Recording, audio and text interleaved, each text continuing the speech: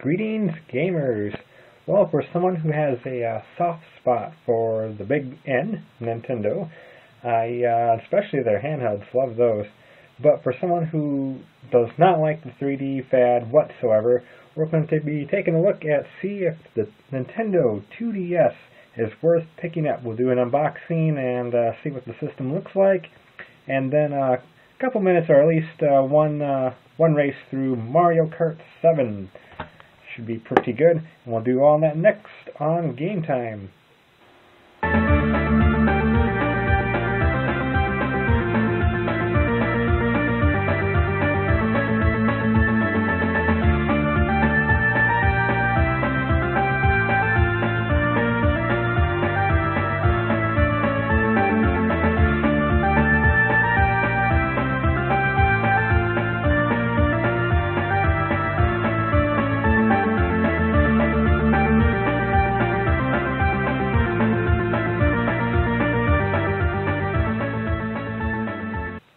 Alright, I thought instead of wasting precious time on actually doing an actual unboxing, I pre-unboxed it and laid everything out, and here's what you get when you unbox your new Nintendo 2DS. Now this just came out literally this week. It just came out like October 13th, 14th here in the US. So it retails currently for $129 US, which is pretty good considering the 3DS is still a full $199, and the older 3DS model is still $169.99. So with the few dollars I saved, I was able to pick up Mario Kart 7. We'll be taking a look at that in just a moment. But first, as you can see, you get the nice adapter here, little wall adapter for the 2DS, a code for, if anyone's a member of Club Nintendo. I just started, so we'll see if we can get some points for Club Nintendo. We have some AR cards here for augmented reality. I'm not sure this will be fun to play. I never bothered with this too much, but we've got Mario, Link, Kirby, Samus, one of my favorites, and some Pikmin. So we'll see what that has to offer. We got the bag itself, the little box it came in, the old instruction manual that's in a few different languages. Good reading material for when you're in the bathroom. And yeah, that's pretty much it. Oh, and not to mention itself, inside the 2DS, I did get the electric blue. They also had a pretty neat red color, but the DS I currently have is red. So I thought I'd go with a little bit of a different color this time. Comes with a complimentary multi-use 4 GB or SD card, excuse me, SD, and able to go in there like so. That's pretty nice. The cover itself kind of slides down. Let's take a look at the 2DS itself. Now, as you notice, it doesn't fold up or anything. That's because the screen itself, and the reflection of the fan here, the screen itself is actually just one screen. It's not a dual screen, therefore it does not fold. It's just one big screen made to look like two. You got the controls themselves, the circle pad there, D-pad. We have the face buttons here, start, select, the power button right here, and we got the nice home button. And because you can't actually fold it up, there is a sleep button that kind of emulates you folding the thing up.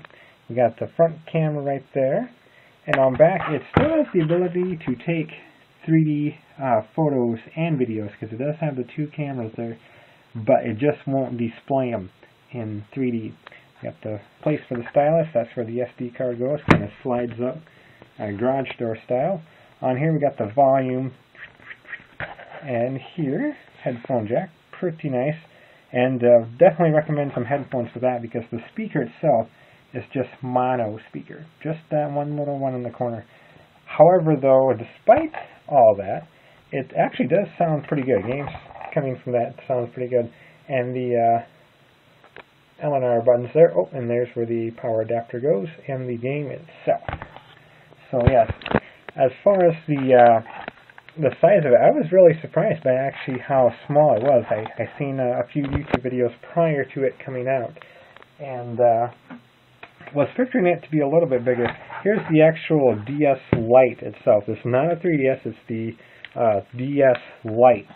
And then you can see, I'm trying to get a little bit there, but kind of like that. So it is just a little bit, of course, smaller in every which way, but pretty neat. Let's see, yes, so, and of course the game cases themselves, the best way to compare them, I think, is just by the game cases themselves. Look at that, pretty much covers that up just nicely, vice versa there. Pretty cool. Alright, so let's say we turn this on and see what it's about.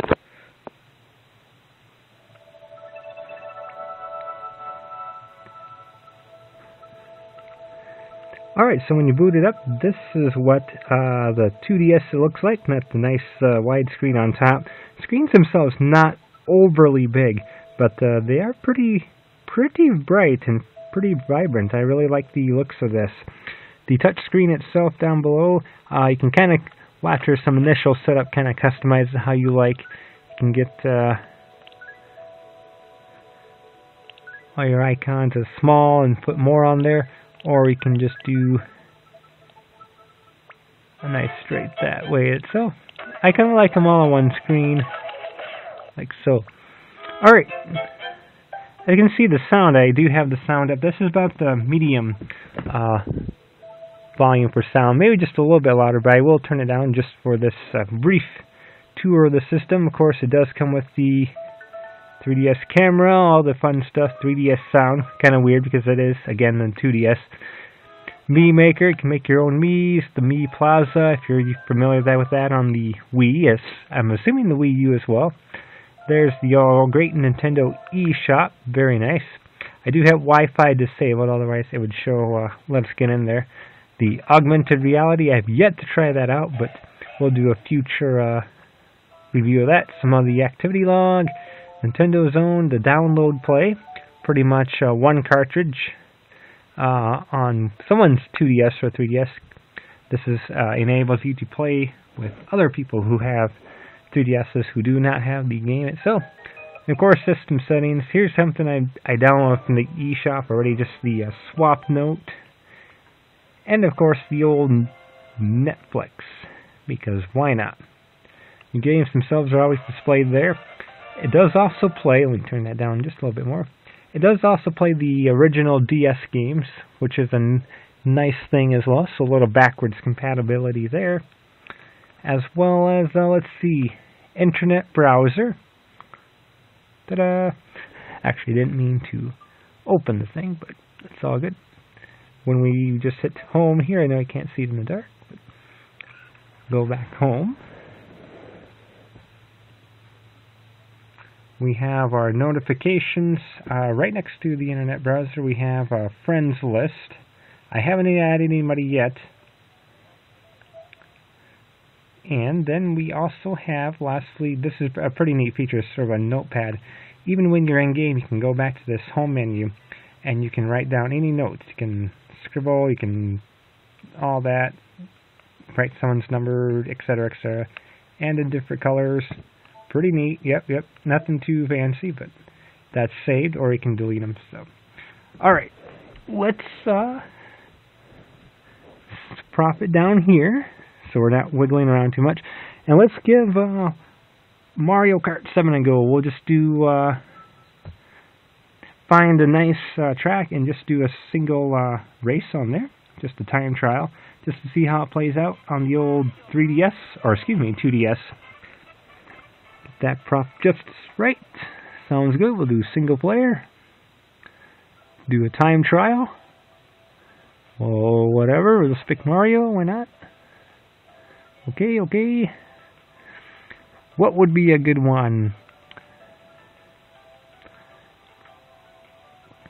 Visually, I think the Shy Guy Bazaar is pretty neat. It's definitely not the greatest track yet, but I think visually it's going to look pretty nice.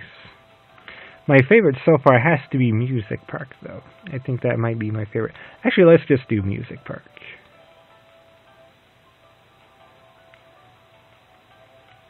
We won't race any ghosts this time.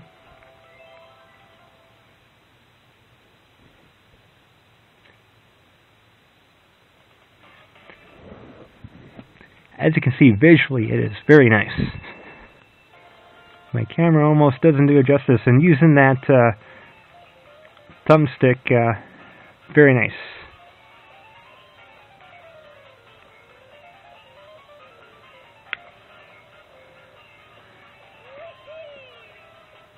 The power-ups I really like on here as well. You can also use the raccoon tail that makes an appearance in the game, as well as just the Lucky 7 power-up, which gives you all 7 power-ups you can use.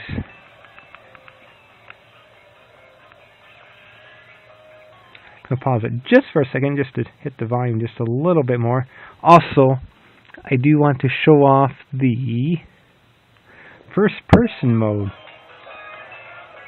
For the first time in a Mario Kart, you can also go in first person by hitting the D-pad up.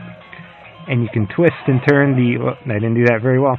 But you can twist and turn the 2DS itself without touching the D-pad. So I kind of like that feature. It's pretty cool. Oh.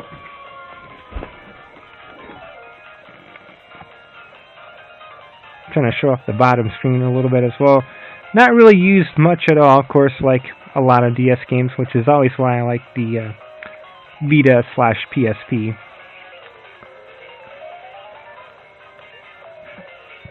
But I have to admit, I am very, very impressed with so far. Just, it's very comfortable to hold. It really feels more like a normal controller than anything. The games look extremely well on this.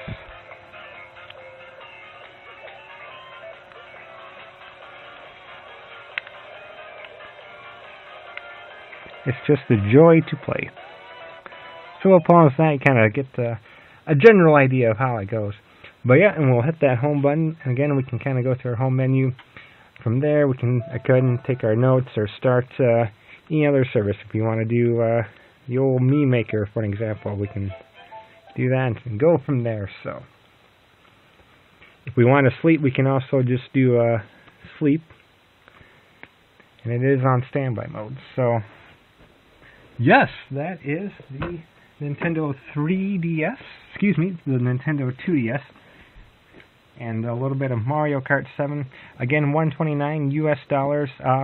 I think it's very well worth it, especially for anyone who doesn't really like the 3D itself. This is 3D-less, even though it still takes pictures and videos and can play all the 3DS games as well as original DS games. So I think it's a great value, and almost makes me want to buy the 3DS itself just to play some of these games, see what they look like in 3D, even though it's not a huge deal for myself. So really like it. The system itself is comfortable. It's a joy to hold. Everything's just laid out perfectly. It's probably the most fun I've had playing some Nintendo games in many years, and that really is saying something. So thanks for tuning in to Game Time and our 2DS overview. We'll see you next time.